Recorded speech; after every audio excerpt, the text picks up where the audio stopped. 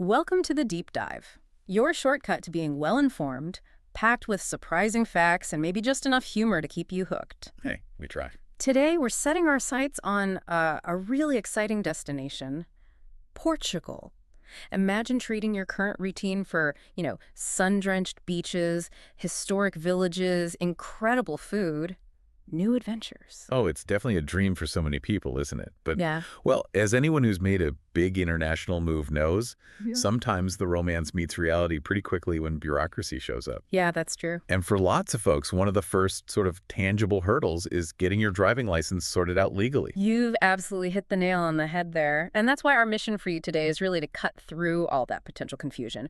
We're doing a comprehensive, deep dive into exchanging your foreign driving license for a Portuguese one, giving you a clear step-by-step roadmap. The goal is to make that transition, as smooth as possible, get you on those beautiful Portuguese roads, hopefully stress-free. Exactly. And we've taken a really detailed, authoritative guide on this exact process and basically distilled it down to the most critical nuggets. We want to ensure you have only the most essential and up-to-date information you need. Okay, great. So before we even dive into the paperwork and the queues, the very first question that inevitably pops up is, do I even qualify for a straightforward exchange? That's a crucial starting point, right? Because where your current license is from makes a massive difference. Absolutely. Think of it as the first sort of fork in the road. Now, if you hold a valid driving license from any European Union or EU or European Economic Area, the EEA country, you're in the best spot. Okay. You can actually drive in Portugal with your current license, totally legally from day one. Right. That's a huge peace of mind for EU or EEA residents, especially when you're just trying to settle in. So they can keep driving. But is there a compelling reason to still go through the exchange process if they plan to stay, like long term? Yeah, there is. While you absolutely can keep using your EU license, it's really highly recommended you exchange it for a Portuguese one once you establish permanent residency. Ah, The process itself is generally very straightforward, no extra tests needed, and crucially, you stay fully legal to drive with your EU license while the exchange is happening. It just formalizes everything. that makes a lot of sense. Okay, now for probably the vast majority of our listeners coming from further afield, a more complex question comes up. Is it always a full retest situation, or are there maybe hidden shortcuts for non-EU citizens? Well, what's fascinating here is that it's not a blanket rule at all. If you hold a license from a country that has a special reciprocity agreement with Portugal, you're actually in luck. Oh, okay. Yeah, these folks can exchange their licenses without needing to take additional theory or practical tests. That's a significant time and cost saver, obviously. That is a huge relief for many. So which countries are we talking about? When we mention these reciprocity agreements, can you give us some examples? Sure. Our source highlights several key ones: Brazil, Switzerland, the UK, the United Arab Emirates, Australia, Canada, Japan, South Korea, Morocco. And it mentions several others too. Right. So if your country's on that kind of list, you're looking at a much smoother path. And a really practical point for these non-EU license holders from reciprocity countries, Yeah. you can typically drive for up to 185 days with your foreign license while your application is processing. 185 days. Yeah, which gives you plenty of time to get through the system. That's a decent runway. But I know a lot of our audience listens from the U.S., and that often comes with its own unique complications. What's the specific deal for U.S. license holders? The U.S. situation, it's a classic check the details scenario. Yeah. And here's a key insight. Unlike many countries, U.S. driving laws are very decentralized. Right. Highly decentralized. Right, state level. Exactly. So instead of a national agreement, your specific U.S. state becomes the crucial factor.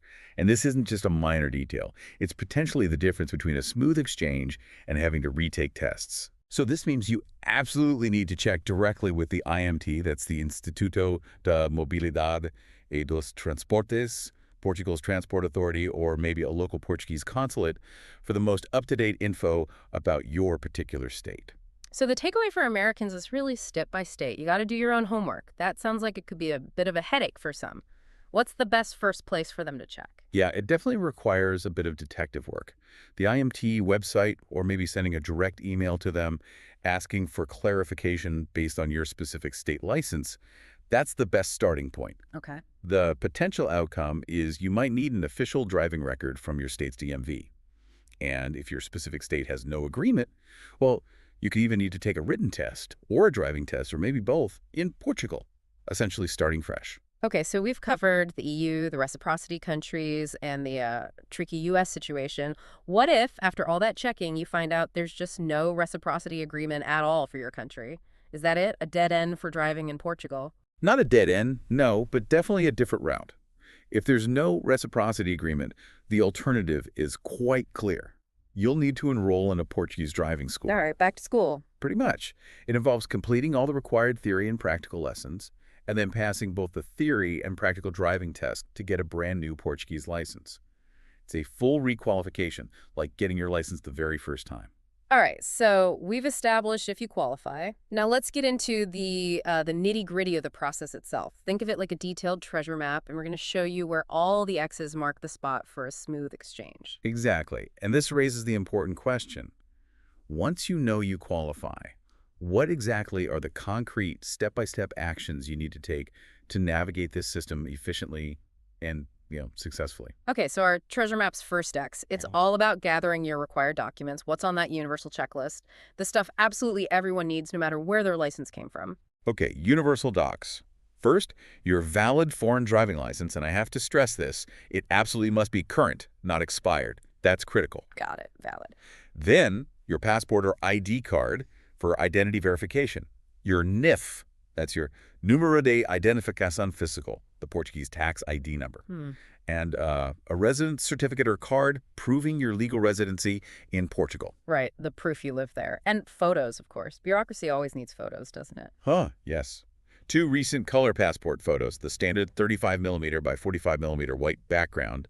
And here's one where people often get tripped up. You need a medical certificate. Ah, the medical. Yes, from a registered Portuguese doctor certifying you're fit to drive. For certain license categories, like the heavier ones, C or D, a psychological assessment is also required. Okay. And finally, if your license isn't already in Portuguese, English, French, or Spanish, you'll need an official translation. That's quite a list already. Are there any additional items like extra hoops, specifically for those non-EU license holders, beyond the general stuff? Yes, generally there are. For non-EU license holders, you'll likely need a certificate of authenticity. This usually comes from your country's embassy or consulate in Portugal, basically verifying your license is legit. Okay, embassy check. And in some cases, maybe not all, but some, a criminal record certificate from your home country might also be requested. It's definitely best to be prepared for those possibilities. Right. Once your document stack is perfectly organized, that must feel like a big hurdle overcome. So what's the next X on our map? Step 2. Step 2 is maybe the most strategic one, booking an appointment with the IMT. They are the central authority for all driving license exchanges. The IMT. Got it. To get that appointment slot, you'll need to visit the official IMT website. Navigate to the appointment booking section. Look for Troca de Carta de Condução in Portuguese, and then you select your preferred IMT office location and pick an available date and time. Ah, the famous IMT appointment. I've definitely heard stories about waiting times for these. Any insider pro tips from the source on maybe getting one quicker or avoiding super long waits? Yeah, there's actually a really valuable pro tip here. Appointment availability varies, like a lot by location. Real? Yeah.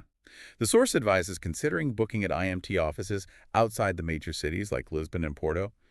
You might find faster processing times and just more immediate availability in some of the smaller regional offices. Huh, smart thinking. Definitely could be worth the potential extra travel time if it cuts down the waiting. Okay, so you've got your documents, you've managed to secure your appointment. What happens on the big day itself? Step 3. Okay, appointment day. Plan to arrive at least 15 minutes early. Better safe than sorry. Always. Make sure you bring all your original documents plus photocopies of everything. They often ask for both. You'll need to pay the license exchange fee. It's around €30, but definitely double check the current rates online as fees can change. Right, check the fee. Then you submit your application form and all those supporting documents to the official handling your case. Okay, and for tracking purposes, making sure your application doesn't vanish into a black hole, what's the absolutely crucial thing to get at that point? Yes, crucial for tracking. Make sure you get a receipt, and specifically make sure it has your application reference number on it. Reference number, okay. That number is your golden ticket for Step 4, tracking your application status. You'll use it to check things online through the IMT portal. Now, processing typically takes between 30 to 60 days. That sounds reasonable. Well, typically. Hmm. But the real insight here, especially for our listeners, is that during busy times, or maybe if your application has complexities, that timeline can definitely stretch, sometimes significantly. Ah, So the takeaway is plan for potentially longer, and actively tracking isn't just nice to have, it's really your best friend here. You'll eventually get a notification when your Portuguese license is ready for collection. and finally, the moment everyone's been waiting for, the last X on our map. Step 5, actually collecting your brand new Portuguese driving license. What happens then? Right. The finish line. When your application is approved, you'll head back to the same IMT office where you submitted everything. Remember to bring your identification passport or ID card and that precious receipt with the reference number. Got it. This is the moment of exchange. You will surrender your original foreign driving license. And interestingly, the IMT will then send that license back to the authority that issued it in your home country. Oh, okay. They send it back. Yep. And in return, you get your shiny new Portuguese driving license. You're officially good to go on Portuguese roads. Fantastic. So we've walked through the general roadmap now, but let's zoom in a little bit because depending on where you're coming from, there might be a few special turns or nuances that are pretty critical to know. For instance, what's the deal for UK citizens post-Brexit? I know that was a huge question mark for many people. It really was a big point of concern, yeah. But the good news for UK citizens is that as of 2023, the UK does maintain a reciprocity agreement with Portugal, which means the exchange process is generally straightforward for them. The key timeline detail for UK citizens is that they must exchange their license within 2 years of establishing residency in Portugal. 2 years. Okay. However, because they are now non-EU, they might need to provide some additional documentation compared to, say, someone from Ireland or Germany. Just a heads up there. Right. A few extra bits potentially. And what about for our listeners from Brazil? Given the shared language with Portugal, do they get to skip some of the usual translation hurdles, or are there still unique points they need to consider? That's a great question. For Brazilian citizens, there is a full reciprocity agreement, which, yes, is a big plus and definitely simplifies things. But Yeah. don't assume the shared language means 0 extra steps. Ah, An okay. important detail to watch out for is making sure your Brazilian license has 6 months of validity left when you apply. That's key. 6 months validity. All right. And interestingly, despite the shared language, an official translation of your license might still be required in some cases. So it's always best to double-check that requirement beforehand. That's a really good heads up. Assumptions can definitely trip you up in these processes. Okay, now what about the interim period? This is super practical. Can you actually still drive while your application is sitting in the queue at the IMT? It absolutely is critical, yeah. And what's quite interesting here is how the rules differ depending on where your license is from. Okay. So if you're an EU license holder, you're completely in the clear. You can just continue using your current valid license legally throughout the entire exchange process. No worries there. That makes sense for EU folks. Simple enough. Yeah. But what about those from reciprocity countries, the ones outside the EU, while they're waiting for their application to process? Right. For non-EU license holders from those reciprocity countries, you could drive for up to 185 days using your foreign license while the exchange is being processed. 185 days again. Exactly. That period is specifically designed to give you ample time to get the exchange done without being grounded, so to speak. Okay. And the third group. If you're from a non-reciprocity country and you're maybe going through the whole driving school and retesting process, what's your window to drive legally? Yeah, in that scenario, non-EU license holders from non-reciprocity countries face a much shorter window. You can drive for up to 90 days only. Just 90 days. And this is the important part, only if you also have an international driving permit, an IDP, and your original foreign license with you. You need both. IDP is essential there. Absolutely essential. Without both the IDP and your original license, you're not legally covered during those 90 days. Right. Okay, even with a clear guide like this one, sometimes things just get tricky. Let's talk about some common challenges people face, because being forewarned is definitely being forearmed. What's maybe the biggest one people usually stumble over? I'd say language barriers are probably the most common and often the most frustrating. Even if you speak some Portuguese, bureaucratic language is often a whole different beast. Oh, but definitely. So, solutions. Well, you could bring a Portuguese-speaking friend along to your appointment, or consider hiring a reputable relocation service to help navigate. It's also worth knowing that most IMT offices usually have at least one English-speaking staff member, so don't hesitate to ask if someone's available. Good tip. What about all those documents we talked about? Authentication sounds like it could be a real bureaucratic minefield, especially for anything issued outside the EU. Yeah, document authentication can indeed be complex, particularly for non-EU licenses.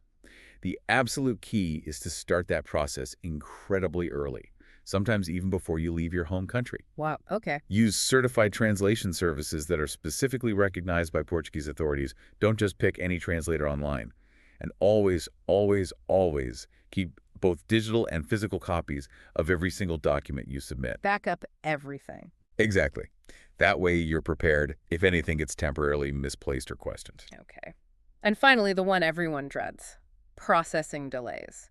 We all know bureaucracy can sometimes move at a glacial pace. How do you handle those if they happen? Delays can certainly be frustrating, no doubt. The best defense is really to submit your application well before your foreign license expires. Don't wait until the last minute. Be proactive. Very proactive. If processing goes significantly beyond the stated 60 days, follow up politely. Use phone or email, always quoting your application reference number. And in cases of really unusual or prolonged delays, like way beyond what seems normal, you might consider contacting CEF. That's the Serviço de Estrangeiros y Fronteiras, the Immigration and Border Service, for some guidance on how to potentially escalate it. Okay, good to know there's potentially an escalation path.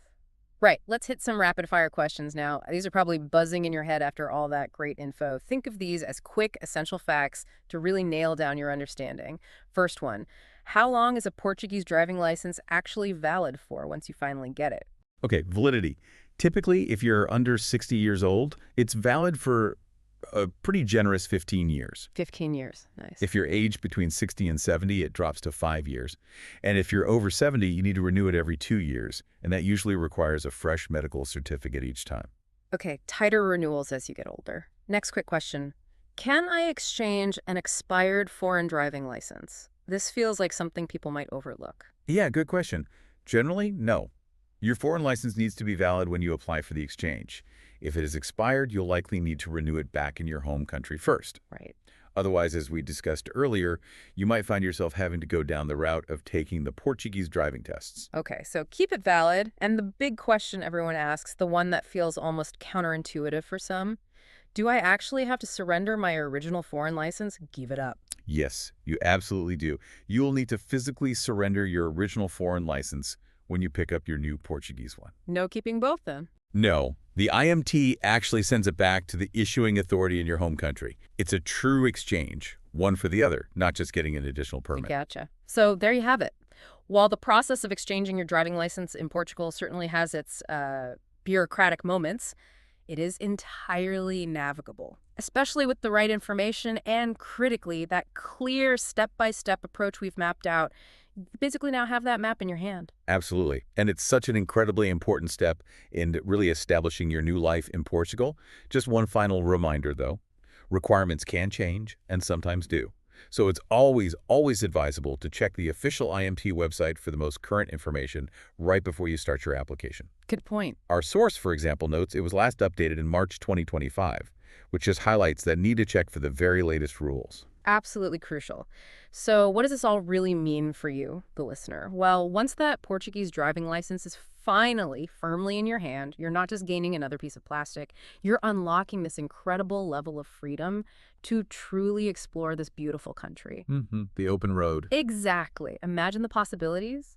Hitting those stunning coastal roads down in the Algarve, winding through charming fishing villages, or maybe heading inland to the scenic mountain passes of the Serra da Estrela, finding those breathtaking landscapes. You're no longer tied just to public transport schedules or relying on pricey taxis. Total freedom. The open road is yours.